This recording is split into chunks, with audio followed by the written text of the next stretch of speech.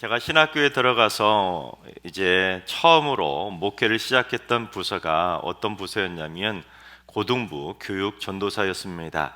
학부 때 신학을 공부하고 목회를 시작한 것이 아니었기 때문에 저는 33살의 늦깎이로 신학교에 입학을 했습니다. 한 10여 년 정도 사회생활 하다가 들어갔기 때문에 당시 저는 엄연히 말하면 목회 초년생이었습니다. 그러니 얼마나 긴장이 되었겠습니까? 처음 사역부터 어린 유치부나 영유아부 이런 부서가 아니라 고등부를 맡았으니 상당히 긴장이 되었습니다. 그 중에서도 가장 긴장이 되고 걱정이 되었던 것이 무엇이었냐면 여름 수련회였습니다. 그때까지만 해도 학생 신분으로 또는 교회학교 교사 신분으로 관람자적인 역할로 그냥 참여하는 많이 해봤지만 본인이 직접 전체를 주관하고 인도하는 목회자로서는 처음이었기 때문에 매우 떨렸었습니다. 그래도 다행히 하나님의 은혜로 첫날 저녁 집회를 잘 은혜로 마무리할 수 있었고 다음날 오전 집회까지 은혜로 잘 마칠 수가 있었습니다. 그런데 점심을 먹고 나서 이 남자 아이들이 수련장 바로 앞에 있었던 운동장에서 축구를 하고 있었는데 한 남자 아이가 갑자기 비명을 지르며 그 자리에 쓰러지는 겁니다. 그 아이가 다른 친구들은 축구화나 운동화를 신고 축구를 했는데 유독 그 아이만 슬리퍼를 신고 축구를 하다가 그만 다리를 다친 겁니다. 여러분, 슬리퍼를 신고 축구를 했으니 거의 이렇게 맨발로 축구한 거나 마찬가지 아니었겠습니까? 그리고 이 맨발로 축구를 하다가 상대팀 아이의 발하고 부딪혀서 발을 다친 것이죠. 달려가 봤더니 맨발로 치다 보니까 새끼 발가락이 이렇게 꺾여 있었습니다. 이미 붓기도 시작이 되면서 상당히 부어오를 정도로 누가 보더라도 뼈가 부러진 것처럼 보였습니다. 그래서 빨리 병원에 데려가려고 했더니 자기는 수련을 마칠 때까지는 죽어도 안 간다는 겁니다. 누가 봐도 발가락이 부러졌는데 너 이렇게 있다가는 큰일 난다고 빨리 가자고 막 아무리 설득해도 막무가내였습니다. 자기는 수련해서 은혜 받아야 되니까 죽어도 못 간다는 거예요. 그러면 일단 우리 기도부터 하자. 그리고는 그 아이의 발을 제가 딱 운동장 한가운데서 발가락을 딱 부여잡고는 간절히 기도했습니다. 하나님, 발가락이 정상으로 회복되게 해주세요. 하나님, 발가락을 붙여주세요. 하나님, 고쳐주세요. 얼마나 간절히 기도했는지 모릅니다. 목회 초년생이 첫 수련회에서 아이가 다쳤으니 사고가 났으니 얼마나 긴장했겠습니까? 그런데 기도를 하고 났더니 발가락이 어떻게 되었을까요? 그대로 있었습니다. 전혀 변화가 없었습니다. 그런데 그렇게 간절히 기도했는데 변화가 없었는데 변화된 게 있었는데 아이가 안 아프다는 거예요. 진짜로 안 아프냐고. 그러니까 진짜로 안 아프다는 겁니다. 그런데 제가 발을 자세히 봤더니 발이 너무너무 더러운 거예요. 거의 슬리퍼를 신고 축구를 했으니 얼마나 발이 더러워졌겠습니까? 그래서 이 아이를 데리고 수도가로 데려가서 그 아이의 발을 제가 직접 손으로 열심히 깨끗하게 씻겨 주었습니다. 그리고 구급 상자에 들어있던 파스를 발라주면서 살살 이렇게 마사지도 좀 해주면서 붕대를 감아주고 나서 이제 다시 한번 아이의 발을 붙잡고 기도를 해주었습니다. 그리고 아이에게 혹시 양말을 가져왔냐고 물어봤더니 양말을 안 가져왔다는 거예요. 슬리퍼만 신고 맨발로 왔다는 겁니다. 이 부모 없이 할머니하고 누나랑 같이 살던 아이다 보니까 챙겨오지 못한 거예요. 그래서 제가 가지고 갔던 마침 새 양말이 있어서 새 양말을 신겨 주었습니다. 혹여라도 그렇게 붕대만 갖고 있다 보면 어디 부딪히거나 모서리 같은 데 다칠까 봐서 양말을 잘 신겨 주었습니다. 그러면서 혹시라도 아프면 언제든지 말하면 병원에 데려다 줄 테니까 꼭 말하라고 하고는 저녁도 먹고 집회를 시작했는데 저녁 집회 때 보니까 저 뒤에서 아이가 다른 친구들처럼 열심히 막 뛰면서 찬양도 하고 또 무릎 꿇고 기도까지 잘하길래 괜찮은가 보다, 진짜 나았나 보다 그렇게 생각을 했습니다. 그래서 집회가 끝나고 나서 이제 자기 전에 한 번 더 파스를 발라주려고 양말도 벗기고 붕대를 딱 풀어봤더니 어떻게 돼 있었을까요? 이렇게 꺾여있던 발가락이 정상으로 이렇게 돌아와 있는 거예요. 순간 야, 하나님이 내게 신의 은사를 주셨나 막 신기하기도 하고, 여러분 그 모습을 봤던 주변에 있던 친구들과 선생님들도 다들 너무나 기뻐했습니다. 그래서 다행히 마지막 토요일 집회까지 잘 마무리하고 첫 수련회를 은혜로 그렇게 잘 끝낼 수가 있었습니다. 그런데 바로 다음날 주일 아침에 이 고등부 예배 시간이 되었는데 바로 그 아이가 깁스를 하고 이렇게 목발까지 딱 잡고 나타난 거예요. 토요일 오후에 갑자기 통증이 심해져서 병원에 가봤더니 발가락이 진짜로 부러진 건 맞는데 신기하게도 의사 선생님이 그랬다는 거예요. 신기하게 부러졌던 발가락이 그 부러진 부분들이 다 정상으로 이렇게 위치로 딱 돌아와서 수술은 안 하고 깁스만 하면 된다고 해서 깁스만 하고 왔다는 거예요. 진짜로 부러졌던 발가락을 가지고 수련회를 끝까지 그렇게 통증 없이 참여할 수 있었던 것입니다. 그러니까 하나님께서 발가락이 부러졌는데도 끝까지 수련을 참석하겠다는 이 아이의 믿음을 보시고 꺾였던 발가락을 정상으로 돌려놔 주시고 또한 수련회가 끝날 때까지 통증까지 거둬 주셨던 것입니다. 저는 목기 시작할 때 그 경험이 얼마나 큰 저의 신앙의 큰 이정표가 되었는지 모릅니다. 그렇습니다. 우리가 신앙생활 하다 보면 참 신기한 일들이 참 많이 일어나지 않습니까? 그것도 믿음의 사람들에게는 신기한 치유 역사들이 참 많이 일어납니다. 여러분 중에도 신기하게 병을 고침받았다는 이야기들, 또는 여러분들이 그 주인공이 되기도 하신 분들도 많이 계실 겁니다. 오늘 말씀도 믿음을 통해 나타났던 놀라운 치유의 역사가 기록이 되어 있습니다. 그런데 오늘 말씀은 특별히 이 질병과 믿음의 상관관계를 보여주고 있는데, 그게 뭐냐면 첫째, 질병이 주님을 만나도록 도와주는 축복의 통로가 될 때가 있는 것입니다. 오늘 본문이 기록된 마가복음 5장에는 특별히 이 질병으로 죽어가던 두 여자가 나옵니다. 특히 이 두 여자 모두 12라고 하는 숫자적인 공통점을 가지고 있었습니다. 먼저 한 여자는 회당장 야이로의 딸이었는데 12살밖에 되지 않은 소녀였음에도 불구하고 병에 걸려서 죽었습니다. 하지만 그 소녀가 주님을 만나고 살아났죠. 그리고 다른 하나는 12회를 혈루증으로 알아온 한 여자였는데 그녀도 주님을 만나고 깨끗하게 고침을 받게 됩니다. 그런데 회당장 야이로의 딸이 12살인 것과 혈루증 여자가 12회를 알았던 것은 그냥 우연의 일치라기보다는 주님의 완전하신 치유의 능력을 보여주는 수적인 일치라고 말할 수가 있습니다. 즉 12라고 하는 숫자는 성경에서는 완전수로 주로 쓰입니다. 그러니까 완전수로 먼저 완전히 죽었던 회당장 야이로의 딸을 주님께서 완전히 살려주셨다는 것입니다. 즉 주님께서는 죽은 자도 살리시는 완벽한 구세주라는 걸 보여주기 위한 장치로 12라고 하는 숫자를 상징적으로 보여주고 있는 것입니다. 또한 12회를 혈루증으로 앓던 여자는 얼마나 완벽하게 고통스러운 나날을 보냈었는지 우리 26절을 봉독해 보겠습니다.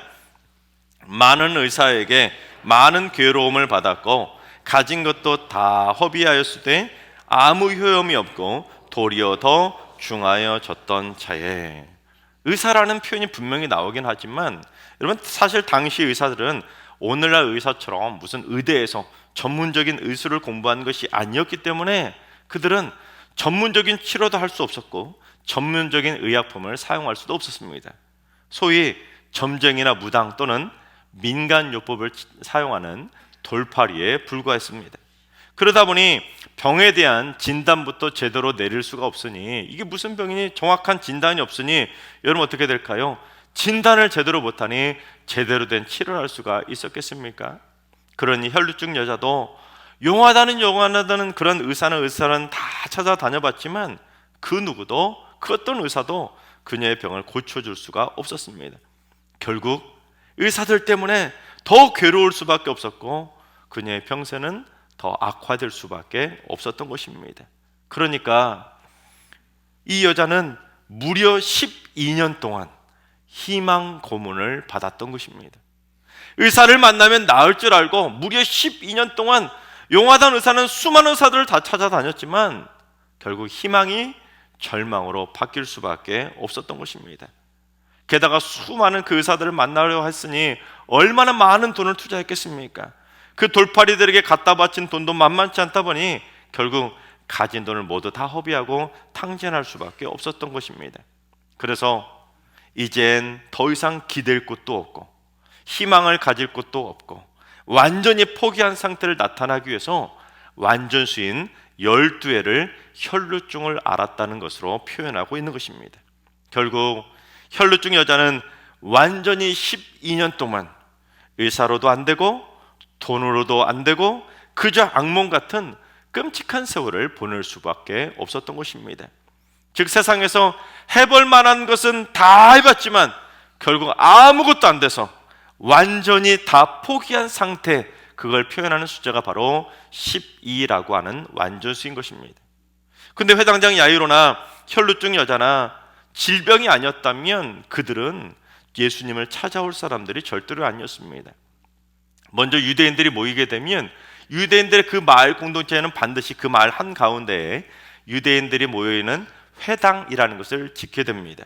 그곳에서는 주로 예배를 드리지만 교육도 하고 정치도 하고 때로는 그곳이 주민센터 역할까지 하는 복합적인 공간이 바로 유대인들의 회당입니다.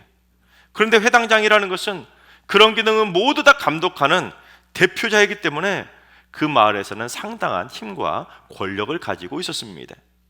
즉 그 마을에서 가장 아쉬울 게 없는 사람, 가장 힘이 있는 사람, 가장 존경받던 사람, 그 대표자가 바로 회당장이었습니다. 따라서 당시 회당장은 굳이 예수님에게 아쉬운 소리를 할 필요가 없었던 것입니다. 그런데 누가 죽어갑니까? 딸이 죽어가니까.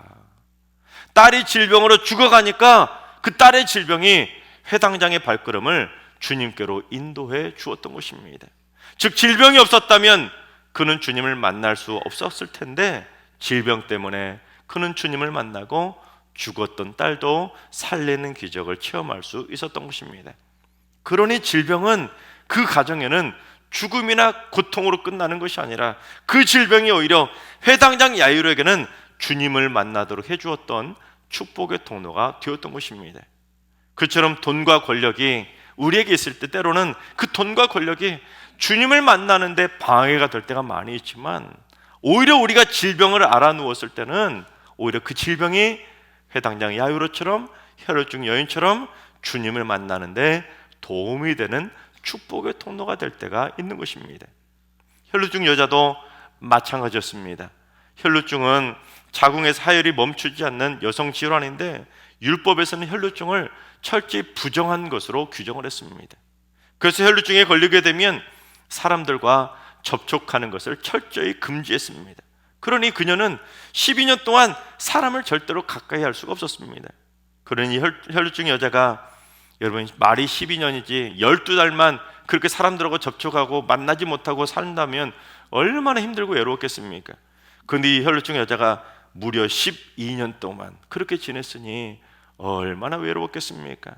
돈이라도 많았으면 하다못해 그 돈을 보고서라도 접근하는 사람이라도 있었을 텐데 병원비로 가진 돈 다 탕진했기 때문에 돈도 없는 부정한 여자를 누가 가까이 하려고 하겠습니까? 그래서 혈루증 여자 곁에는 아무도 없었습니다. 혈루증 여자 곁에는 부모도 없었고 남편도 없었고 형제도 없었고 자녀도 없었고 친구도 없었습니다. 철저히 외톨이 신세, 완벽한 혼자를 상징하는 숫자, 그게 바로 12였던 것입니다. 그런데 그 혈루증이라는 그 질병이 오히려 주님을 만나도록 해주는 축복의 통로가 되었던 것입니다. 그 어떤 의사를 만나도 자신의 병을 고칠 수 없었기에 완전한 포기 상태가 되었었지만 그 완전한 포기 상태에서 주님을 만나 고침받을 수 있게 되었던 것입니다. 그렇습니다. 모든 질병이 다 그런 것은 아니지만 질병이 우리가 주님을 만나도록 도와주는 축복의 통로가 될 때가 분명히 있습니다. 질병이 아니었다면 주님을 만날 수가 없었을 텐데 바로 그 질병 때문에 주님을 만나고 새삼을 얻는 그런 사람들이 우리 주변에 많이 있습니다. 바라옵기는 여러분 가운데 또 여러분 가족 가운데 질병으로 고통받고 있는 환우들이 있다면 그 질병이 주님을 만나는 축복의 통로가 되기를 주님의 이름으로 축원합니다. 두 번째, 절대적인 믿음을 가지고 주님을 간절히 찾으면 질병을 고침받고 평안을 누리게 되는 것입니다. 27절과 28절을 봉독해 보겠습니다. 예수의 소문을 듣고 무리 가운데 끼어 뒤로 와서 그의 옷에 손을 대니 이는 내가 그의 옷에만 손을 대어도 구원을 받으리라 생각함일러라. 12년 동안 아무리 노력해도 되지 않았기에 모든 걸 포기할 수밖에 없었던 이 혈루증 여자가 예수님에 대한 소문을 듣고 예수님을 찾아온 겁니다. 지난 12년 동안 율법 때문에 사람 근처도 갈 수 없었던 여자였는데 이제 예수님의 소문을 듣고 어떻게 합니까? 그 무리들 속으로 들어간 겁니다. 지금까지는 무리 밖으로 떠밀려 나가서 절대로 무리 속으로 들어갈 수 없었던 철저한 외톨이 신세였는데 예수님의 소문을 듣고 이제는 무리 한가운데를 통과해서 주님 곁으로까지 그들 사이를 삐짓고 들어갈 수 있었던 것입니다. 그리고는 예수님의 뒤에서 예수님의 옷자락에 손을 댄 것입니다. 왜 그랬습니까?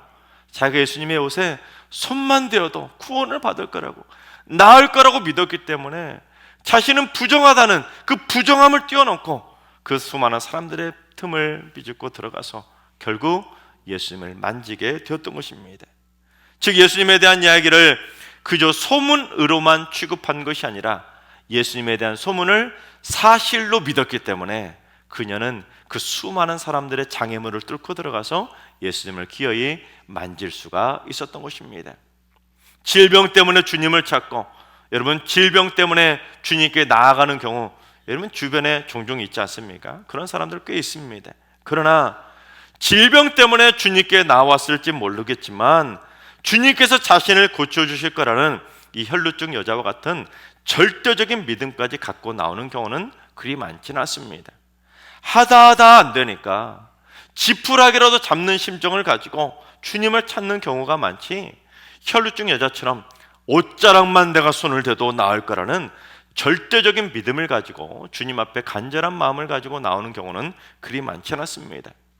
혈루증 여자도 예수님에 대한 소문을 듣고 혹시나 하는 마음에 어떤가 보자, 소문이 맞나 보자 하고 저 멀리서만 지켜봤다면 이 혈루증 여인은 병을 고치지 못하고 그냥 돌아가 있을 겁니다. 큰 무리 때문에 예수님도 만나지 못하고 그냥 돌아가지 않았겠습니까? 그런데 예수님의 옷자락에 자기가 손만 대어도 나을 거라고 하는 그 절대적인 믿음을 가졌기 때문에 자기가 가지고 있었던 그 부정함이라고 하는 율법적 제약을 뛰어넘어 간절한 마음을 가지고 그 많은 무리들을 뚫고 주님 앞에까지 나아갈 수 있었던 것입니다. 주님을 향한 간절함과 절대적인 믿음이 없었다면 절대로 할 수 없었는데 그 절대적인 믿음을 가지고 있었기에 그녀는 주님 곁으로 나아갈 수 있었던 것입니다. 그렇습니다, 여러분. 우리가 주님을 믿으려면 혈루증 여인처럼 믿어야 됩니다. 여러분, 간절함도 없이 그저 뜨뜻미지근하게 습관처럼 교회를 들락거리다가 어디 보자, 진짜인가 보자, 성경에 나온 내용이 사실인가 보자, 주님이 나도 만나주시는가 보자, 이런 식으로 그렇게 구경꾼의 입장으로 다니면 주님을 절대로 만날 수가 없는 것이고 그저 소문만 듣다가 어느 날 소리 소문 없이 사라질 수밖에 없는 것입니다. 교회를 다니려면 이 혈루증 여인처럼 간절함과 절대적인 믿음을 가지고 예수님을 만나러 나와서 진짜로 예수님을 만나 그 소문이 진짜 내 것이 되도록 간절한 믿음과 절대적인 믿음을 가지고 주님을 만나러 나와야 되는 것입니다. 그런데 우리는 겉모습만 봐서는 그 사람이 어떤 믿음인지 잘 알 수 없습니다. 그 사람이 하는 행동이나 말을 통해서 그 사람의 겉에 그 겉믿음은 알 수 있어도 그 사람의 속믿음이 어떤지는 우리는 그 사람만 봐서는 절대로 알 수 없습니다. 하지만 주님께서는 우리가 남몰래 은밀하게 이 혈루증 여인처럼 보이는 그 속믿음까지도 다 아시는 겁니다. 혈루증 여자가 예수님의 옷자락에 손을 대자 예수님이 어떤 반응을 보였습니까? 예수님은 즉시 자신의 능력이 나은 것을 아시고 누가 내 몸에 손을 대었냐고 제자들에게 묻지 않았습니까? 그러자 제자들은 뭐라고 합니까? 아니 주님, 이렇게 많은 무리가 에워싸서 미는 것을 안 보이세요? 그런데 무슨 손을 댄 사람 나오라고 하십니까? 그러니까 이 많은 사람들 중에서 예수님에게 손댄 사람 어떻게 찾을 수 있냐고 반문을 한 것입니다.